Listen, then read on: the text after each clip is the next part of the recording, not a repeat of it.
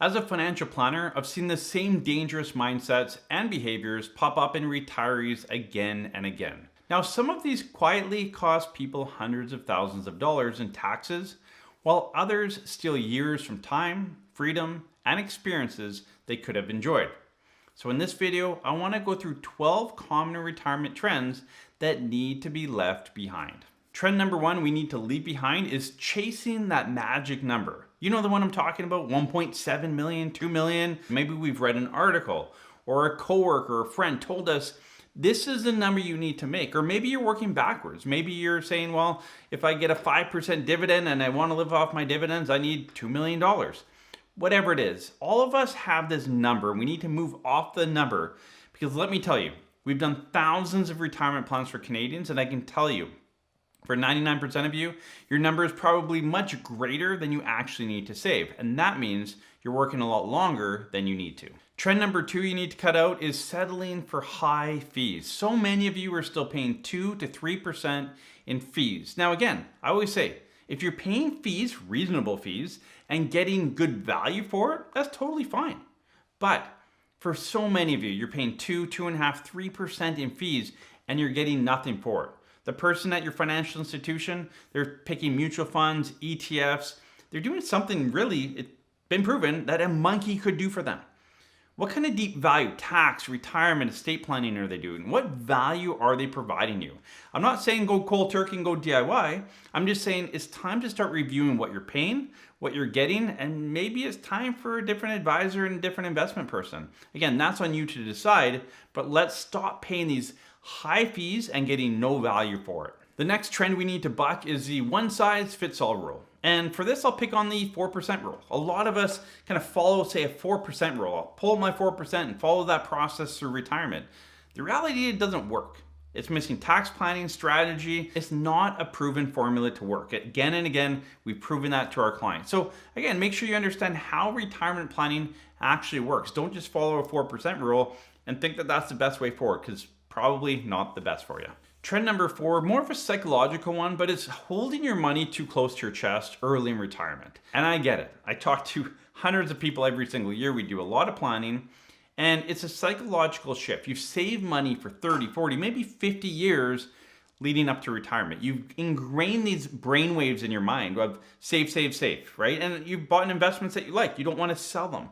And so when you enter into retirement, there's a psychological shift that we need to make of save, save, save to spend, spend, spend. And again, I just met with someone today and went through their plan with them, and it gave them that peace of mind of, okay, I never thought, like, if we just talked this through, Adam, I would have never thought it was possible to do what we're proving can be done.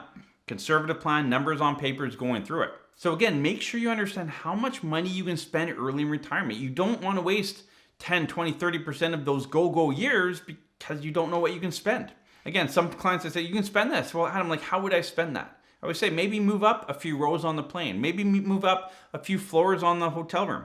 Whatever it is. Everyone's got the different way to spend a little bit more, but a lot of us aren't even doing anything. We're holding it so tight to our chest that we're not enjoying retirement. Look, you've worked too hard to get here. Understand what you can spend, where it should be coming from, and start spending your money, especially early in retirement. Trend number 5 that we need to buck is passing away with a large RRIF. And for a lot of you watching our videos, this is your parents' generation, right? A lot of your parents are in their 80s.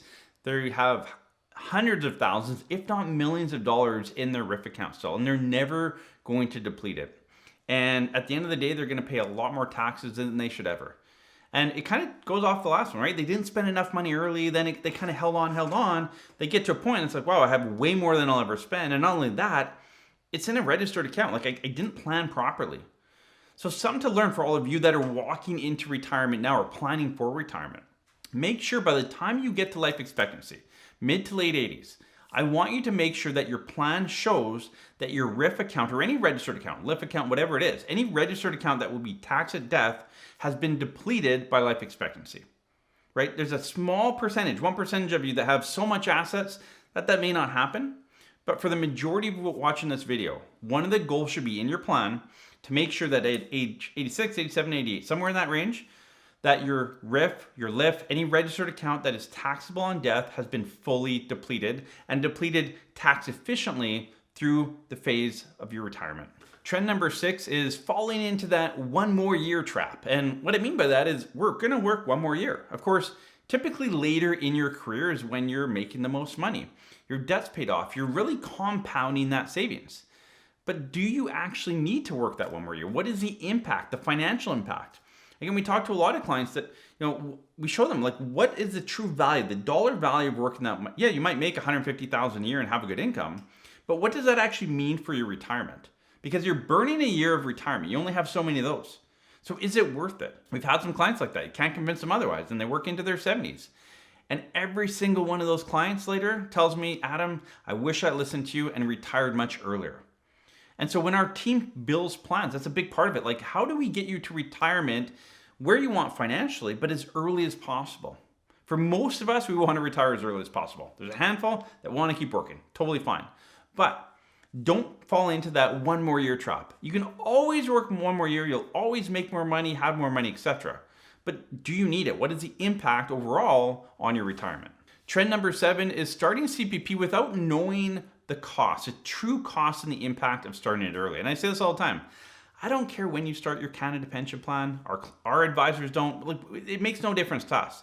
What I care about is that every single Canadian, when they make that decision on when to start their Canada pension plan, has a clear understanding of the financial impact of taking it when they're planning to take it, or maybe waiting a little bit longer. Again, it is an emotional decision, but we need to transfer that to more of a financial decision. What is the true cost of taking it? In Canada, the average age is 62. For most of you, you should be taking it pretty close to 70. That's an 8-year gap. What is the true cost of that? And so you need to sit down with your financial planner. Again, we do it all the time. We might say, look, if you're taking it out 62, here's what things look like. If you delay till 70, here's what it looks like. And if they can financially support their retirement taking it at 62 and they're really set on that, then fine, take it at 62. But at least you know what the difference is, what you're leaving on the table, the lower income potential that you're going to have, most likely going to have because you took it early. So again, it's not when you take it, it's understanding the difference between, option A, B, and C. Make sure your financial planner is running those for you. If they're not doing their job. They need to show you the difference between taking it at different times. Trend number 8 is having a retirement plan where it shows you're actually spending more as you age. And I get it, the fear sinks into us but if I need to go to that care home, it's really expensive. And I get it. There are parts of Canada where private care facility can be $10,000 a month. It's a lot of money. The chances you fall into one of those is very, very small. I talked to someone just the other day. They had their mom in a very high-end care facility in Manitoba at $3,500 a month. Private, $3,500 a month. So again, it's not all $10,000. Do your research to kind of ease that fear. But if your plan is kind of an inverse, the opposite of the go-go, slow-go, no-go, where it's more slow-go or even no-go early and it kind of goes to go-go later on, I think that plan's going to fail you. You're going to get to later in life and realize I should have spent more money earlier. So again, make sure you understand how this go-go, slow-go, no-go phase works. It's spending more earlier. That's how you're going to do it. I've seen this for 20 years. I've talked to many retirees. We see the trends. We have the data. Yes, you might fall into that small percent. If you own a home, that's an asset you can lean on for a care facility later on in life. If you rent, then yeah, your plan might look a little bit different, but that doesn't mean you're saving hundreds of thousands of dollars for later in life in a maybe I need a care home facility. Have a plan, talk to your planner, but it shouldn't be ramping up income later in retirement. It should be higher early, scale off over time. Trend number 9 is underestimating life expectancy. And again, this kind of goes back to CPP timing and all of that, but a lot of you think you're gonna die in your 70s because you woke up sore or you had a family member die early or whatever. I get it. As you age, there are more people passing away around you. It's statistically proven, right? That's no hidden secret, but you have to work off data. And if you're a healthy 60 to 65-year-old with no terminal illness, the chances are you live till your late 80s. For a couple, one of you are more than 50% chance one of you live into your 90s. Again, this is raw data. It's out there. You can do your own research. I don't make this stuff up. I just work around that data. And so again, as you do your plan, don't underestimate life expectancy. Right? You want to make sure you're taken care of later. You don't want to make rash decisions now that cost you later as well. So again, make sure you put a realistic life expectancy in your plan. You can stress test it both ways if you want, but make sure that you do a proper plan around a realistic life expectancy. Trend number 10 is getting way too conservative in retirement with your investments. Just because you're retired doesn't mean you're pulling out all your investments. Doesn't mean you have to scale way down. I'm not saying you have to scale up, but when you have a retirement plan, it should show you exactly how much income and from which account. You can then look at that and say, okay, for the next 3 years, I need $50,000 out of this account, and there's $500,000 in it. I need 10%. Meaning that in theory, 10% goes into cash or cash safe like product. The other 90% could be invested. Again, depends on your risk tolerance and all of that. Figure that out with your investment person. But just because you're into retirement doesn't mean you need to scale way back. Again, run a plan. Can you live your retirement you want at a 5% rate of return? Do you need a 7? Is it 3 or 10? Figure that out. That'll help guide you in the right direction as well. But so many people I talk to say, well, I'm getting close to where I'm in retirement. I need to peel back the risk. And while that's true, if you have a cash flow plan, build that cash wedge, you can actually massage it where you don't need to scale back that risk. You might need to take on a little bit of risk, right? So again, have a clear understanding of how much money, where it comes from, and what percentage of your overall portfolio you're going to need over the next 3 years. The rest of it is for a bit of a longer term. So again, sit down with your investment person, figure out what your risk tolerance is, your goals, build that, match that into your retirement plan, and you probably don't have to kind of de-risk or get more conservative as much as you think you might have to. Trend number 11 is what most of you are doing for retirement, which is just pulling from accounts because it feels good. You have no idea if you should pull from your RSP, from your TFSA, from your non-reg, maybe from your corporate account. You have no idea where your income should come from. And it kind of ties back to an earlier one where you're just not spending enough. But you need to know where your income should come from. In fact, we did a plan for a client earlier today, and it showed just that. It said, look, you can afford to have $107,000 after tax every year for the rest of your life. And here's the RSP meltdown. Like, here's a drawdown of your registered accounts. Then we peeled the income back to what they felt they needed, which was $72,000. But guess what? The RRIF drawdown didn't change. What changed was how much they're taking out of their non-reg and their TFSA and all of that. But their tax drawdown didn't change. And that's why it's really important to know where and how much to pull out of each account, and especially the registered accounts, taxable accounts. Then you have your lever account, right? If you have a non-reg, it might be that, or your TFSA is that. But you need to understand, okay, my registered accounts, what's the tax strategy? And then if you need a little bit more, I'll pull from my TFSA. If I don't, I'll put it back into my TFSA. That's the strategy you need to employ. But again, you need to know where, how much you're taking out of each account. And that ties me into number 12, which is a lot of you are retiring without a retirement plan. It'd be like going on vacation, but showing up to the airport and having no idea where you're going. It's not going to work well. You're going to end up in the wrong destination. You're going to get on the wrong plane. You're going to bring flip-flops and end up somewhere where there's snow. You need to have a plan. And I don't say this, from a financial planner standpoint. I just say it from common sense, right? Common sense. I'm not a travel agent, but when I go traveling, like my wife and I are planning her birthday trip right now later next year. And like, we're doing all this planning around it. We want to know exactly where we're going and the details and the vehicle we're renting, all the little nitty gritty details.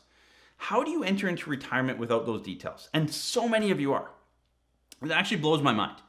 So get a retirement plan. Know exactly how much tax, where your money's come from, when to take government benefits. If you want to help out family, friends, charities, whatever it is, how much you can help, where it comes from, when you can do it. There's so much detail that goes into a proper plan. And again, play with it with your planner. Find out that sweet spot for you.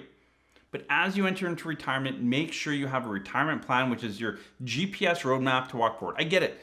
Things can change, right? My wife and I may get on our plane. This happened to my friend last year. Went on a vacation with his family, had an Airbnb, landed at the location, got a text, Airbnb canceled, right? It happens. But hey, we're moving, we're packed, we're moving in the right direction. Little detour, book a hotel, right? Things will happen, but let's get moving in the right direction. Let's have a general theme, concepts, tax strategy to get you flowing through retirement, showing you kind of where to draw money from, how much to take out, what not to do. All of this is part of your retirement plan. So hopefully that helped. Again, go back, review the 12, make sure you're not falling trapped to any of them. We'll see you in the next video.